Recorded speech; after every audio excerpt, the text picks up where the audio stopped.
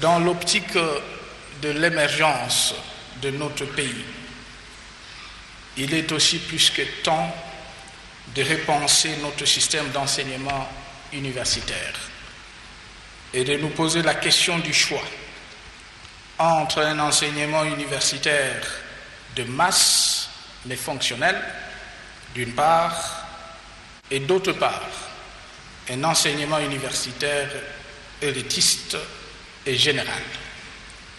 C'est un fait indéniable que nos universités sont pleines, mais que nos champs, nos chantiers, nos ateliers et nos usines manquent de plus en plus de bras et de compétences techniques et professionnelles de niveau supérieur à même de porter notre pays vers l'abondance et la prospérité. Nous ne pourrions atteindre nos objectifs de croissance et d'émergence sans des ressources humaines de qualité, diversifiées et formées selon nos besoins. Il importe donc de rééquilibrer et d'adapter les orientations de nos jeunes dans le choix de leur filière de formation. Une réflexion d'ensemble sur le devenir de notre système d'enseignement supérieur et universitaire va donc être menée.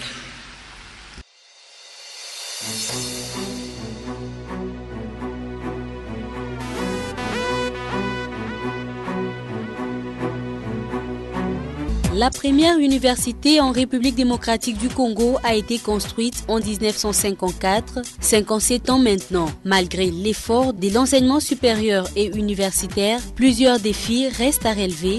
Les étudiants utilisent toujours les mêmes papiers et stylos sur un tableau noir, mais le monde avance et change en termes de technologie. Quels sont les défis d'urgence à relever pour la crédibilité des universités congolaises au niveau mondial ?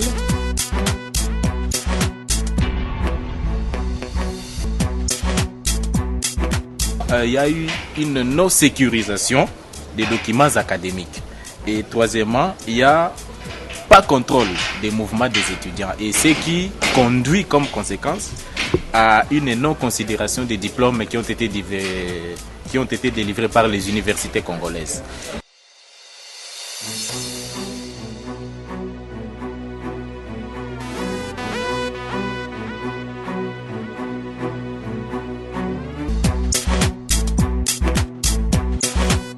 60% des étudiants sont formés par des professeurs et 40% par des recherches. Pour une meilleure éducation, l'étudiant doit avoir accès au moins à un livre par semaine. Il y manque des bibliothèques dans nos universités et peu d'universités qui en ont n'ont pas suffisamment de livres. Comment un étudiant peut-il faire de la recherche s'il n'y a pas de bibliothèques ?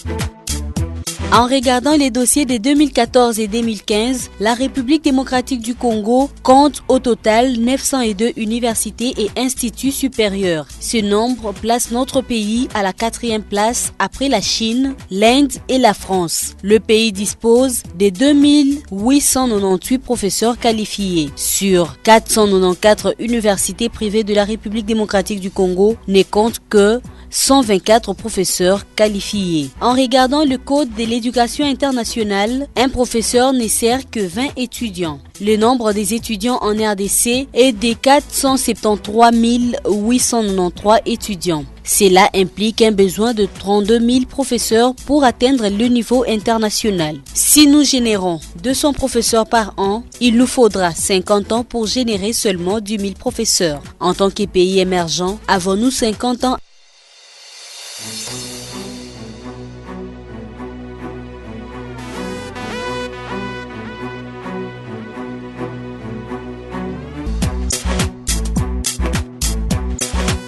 C'est un autre gros problème dans l'enseignement supérieur et universitaire, difficile de contrôler les mouvements des étudiants d'une université à une autre. Vous pouvez recevoir un étudiant qui est venu de telle institution et qui vous présente des relevés de cotes qui sont falsifiés, qui ne sont pas authentiques.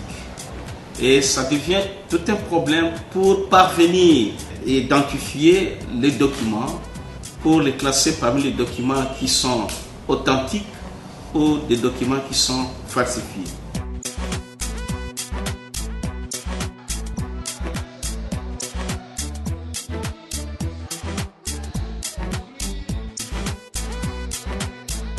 Suite à la vision du président de la République démocratique du Congo, Joseph Kabila Kabange, chef de l'État sur la modernisation, une équipe de jeunes Congolais s'est lancée dans la recherche pendant 3 ans d'une solution pour remédier aux problèmes de l'enseignement supérieur et universitaire à court terme afin qu'il réponde à la vision du chef de l'État à l'horizon 2030 pour que le Congo devienne une puissance émergente. En commençant par comprendre les situations pour mieux développer la technologie des logiciels, échanger avec les étudiants, les professeurs de la RDC, l'échange avec des ambassades puissantes de plus de 20 pays pour savoir comment adapter notre technologie aux problèmes de l'ESU et de visiter un endroit inaccessible en RDC pour comprendre les environnements des universités, étudiants, parents et professeurs. Comment les informations vont venir dans son cadre? C'est ça la question là.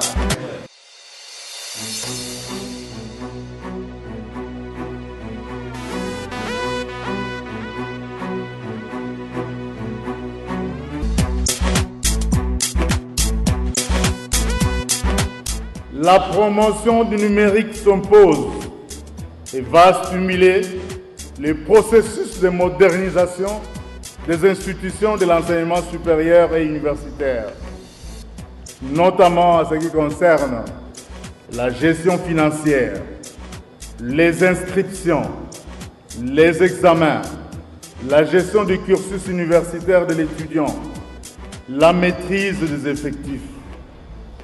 Il est grand temps qu'au niveau de nos établissements, pour que nous espérions approcher les standards internationaux, que nous quittions l'archaïsme pour réellement emprunter la voie du numérique.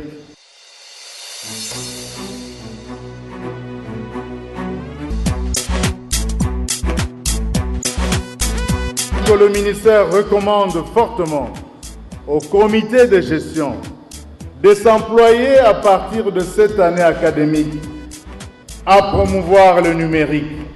Et l'expertise existe, une expertise d'ailleurs congolaise, et à encourager l'utilisation du mode même de l'anonymat lors des évaluations et des délibérations. Ça nous évitera le clientélisme, le favoritisme, et ça va encourager l'objectivité dans la certification de nos diplômes.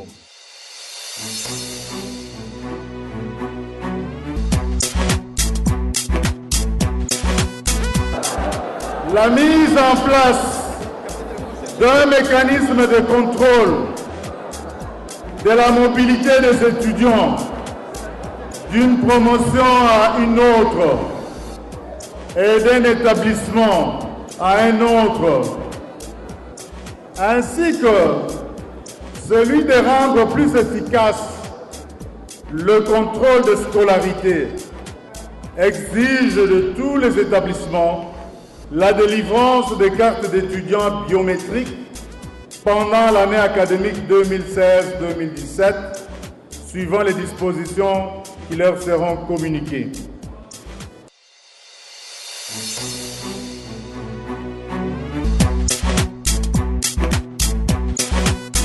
Pour mettre un terme à la pratique de falsification et de piraterie des documents académiques, parce que c'est ça qui dévalue nos diplômes, constaté durant l'année académique 2015-2016, il est exigé désormais aux établissements, aux chefs d'établissement de veiller à ce que des papiers nobles sécurisés soient utilisés à la place du papier ordinaire habituellement en usage pour établir les imprimés des valeurs de l'établissement de l'enseignement supérieur et universitaire. Le diplôme pour nous, les attestations de code, etc. sont des imprimés des valeurs.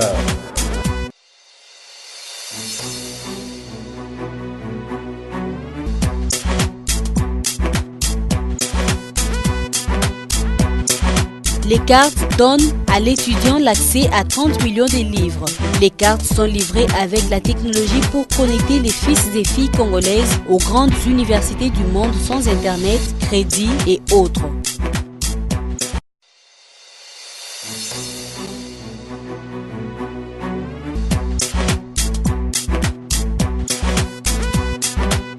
C'est une nouveauté en Afrique. Les cartes Innovexi, avec sa technologie, donnent à l'étudiant la possibilité de suivre des cours selon ses besoins avec des professeurs qualifiés partout dans le monde.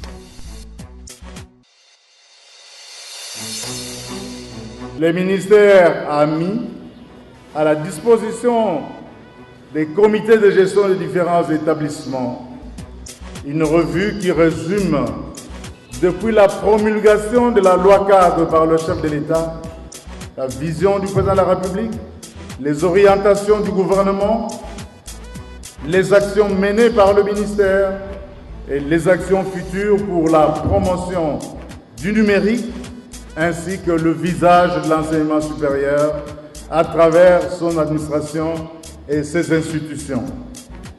Cette revue a été publiée avec l'appui judicieux Innovexi Group, que nous remercions sincèrement.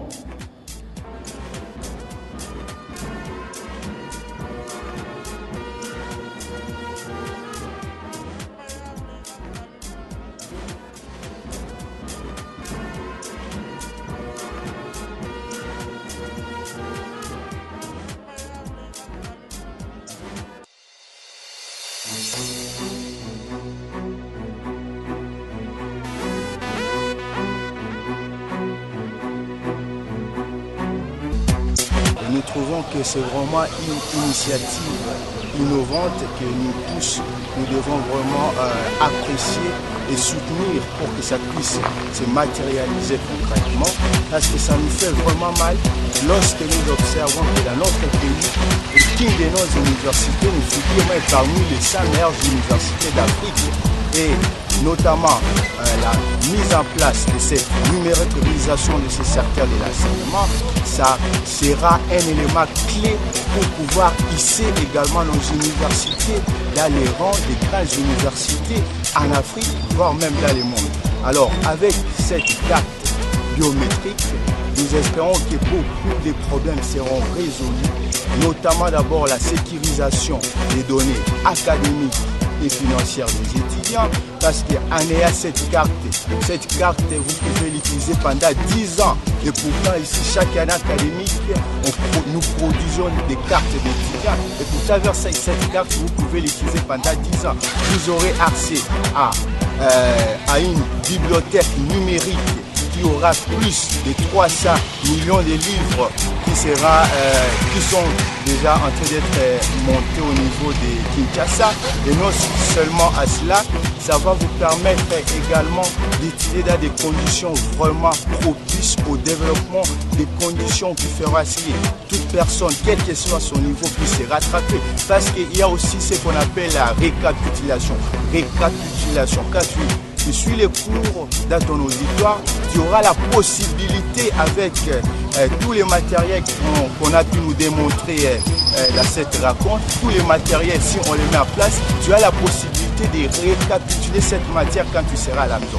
Vraiment, nous trouvons que cette initiative est vraiment innovante et elle est vraiment une solution idoine pour pouvoir hisser la qualité de la formation dans notre pays. Et nous allons profiter de cette occasion pour demander à nos autorités de vraiment soutenir cette initiative, de ne pas oser de pouvoir les cartouches, soit des de pousser ça dans les temps, c'est vraiment une initiative qu'on doit mettre en application dès à présent pour pouvoir relever les niveaux de l'éducation, de la formation dans notre pays. Alors, je dis vraiment merci et nous attendons à ce que cette initiative soit concrètement matérialisée pour que notre pays puisse aller de l'avant en matière de la formation universitaire. C'est combien alloué les dispositifs votés par notre gouvernement. Le chef de l'État a passé à sécuriser les données fiables des étudiants. Je pense que c'est une bonne initiative qui nécessite beaucoup d'encouragement et d'applaudissements. Je pense que nous disons sincèrement merci et nous pensons que ça va aller du mieux jusqu'au point où l'intérieur même aura ou bien sera en possession de ces cartes biométriques. Vraiment, nous remercions les autorités et nous remercions aussi cette initiative.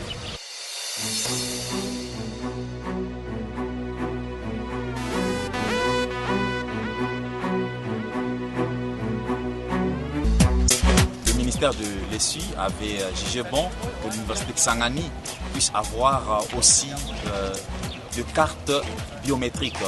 Et ce sont des cartes que l'expert vient de nous expliquer que ce sont des cartes très sécurisées avec beaucoup des avantages que nous, étudiants aujourd'hui congolais, nous devons être compétitifs avec d'autres institutions du monde. Et cette carte pourra changer la donne dans la gestion des universités congolaises et dans la gestion des mouvements des étudiants à travers le pays. Et c'est ce qui pourra redorer le blason des universités congolaises à travers le monde et ramener à la reconsidération des diplômes congolaises. Donc nous tenons sincèrement à remercier premièrement le chancelier des universités congolaises, je cite son Excellence Monsieur le Président de la République Joseph Kabila, pour ses idées maîtresses qui se résument dans son programme des révolutions de la modernité. Sans ces programmes, nous ne serions jamais où nous sommes. Je recommanderais à l'État de continuer avec ce système nouveau de la nouvelle technologie pour permettre à authentifier toutes les attestations, tous les diplômes qu'on délivre ici au Congo. Il est vrai qu'on a commencé au niveau des enseignements supérieurs universitaires, mais on peut étendre cela jusqu'au niveau de l'EPSP. Pourquoi pas au niveau de certains services, de tous les services de l'État. Ça permet alors comme ça de pouvoir authentifier tous les diplômes qu'on délivre au Congo ici et de vérifier la scolarité de tous les Congolais. Ça nous a vraiment édifié comment, avec la nouvelle technologie, comment nous pouvons arriver, à comptabiliser même les présences des étudiants dans la salle. Là, c'était bénéfique. Et de deux, de voir comment les étudiants devraient fournir les efforts pour l'accumulation de matières. Et de trois, comment on devait évaluer les étudiants pendant le cursus académique. Du moins, en tout cas, tous les chapeaux, toutes les bonnes choses du monde pour notre chef de l'État. En tout cas, ce serait une première innovation pour l'enseignement au Congo avec cette initiative-là. En tout cas, félicitations chef du gouvernement, chef de l'État, M. Joseph Kabila, pour cette initiative-là.